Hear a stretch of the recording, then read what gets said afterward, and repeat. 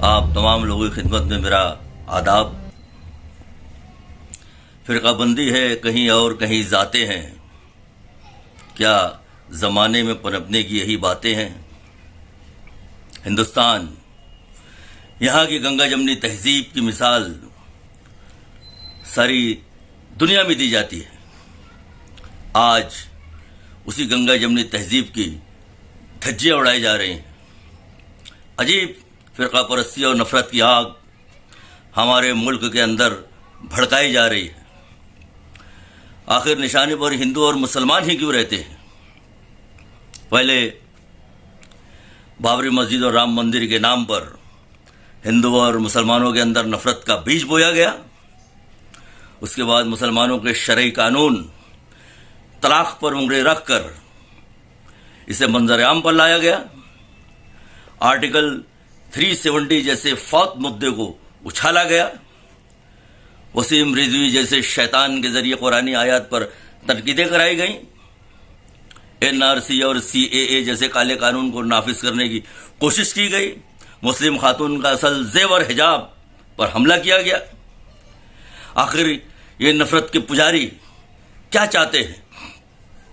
اب جبکہ ان کے ترکش سے ایک ایک کر کے سارے تیر ختم ہوتے جا رہے ہیں، تو یہ کشمیر فائل جیسی فلم بنا کر ہندو اور مسلمانوں کے بیچ نفرت کی دیوار کو اور مضبوط کرتے چلے جا رہے ہیں، تاکہ یہ دونوں قومیں اسی طرح لڑتی رہیں اور ان مفاد پرست فرقہ پرست سیاستدانوں کا کام یوں ہی چلتا رہے۔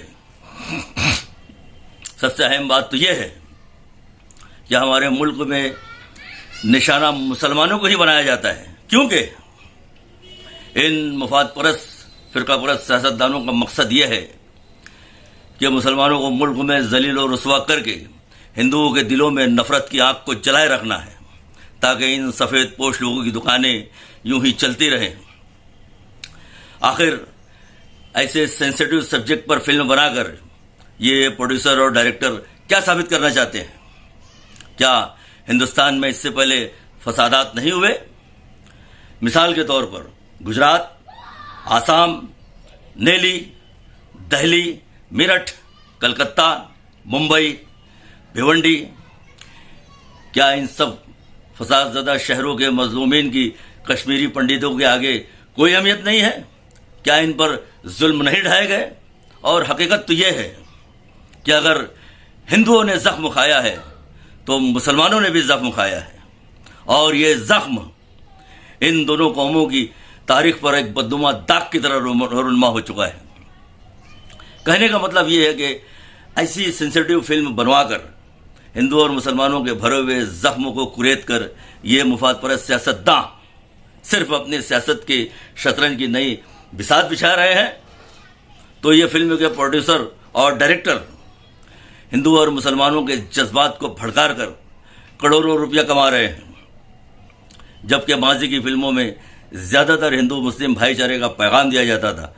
اس کے بنسبت آج کی فلموں میں صرف یہ دکھایا جاتا ہے کہ کسی ایسے سینسیٹیو سبجیکٹ پر فلم بنائی جائے جس سے ہم کروڑوں روپیہ کما سکے۔ عوام کے دل و دماغ پر اس کا کیا اثر ہوتا ہے، اس سے انہیں کوئی سروکار نہیں۔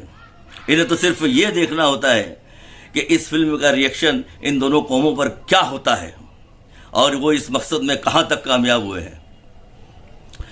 اس کے بعد ترکش سے دوسرا تیر چھوڑا جائے گا، پھر تیسرا، یہ سلسلہ یوں ہی چلتا رہے گا۔ بس ہندو اور مسلمان یہ سمجھ جائیں کہ یہ دونوں قومیں ان فرقہ پرست سیاستدانوں کے لیے ایک شطرنج کے مہرے کے سوا کچھ بھی نہیں ہے۔ کس زور پر ہے یہ فرقہ پرستی کی تربیت؟ کس زور پر ہے یہ فرقہ پرستی کی تربیت کہ اب خطرے میں پڑ گئی ہے انسان کی خیریت؟ جے ہند، جے مہاراشٹر۔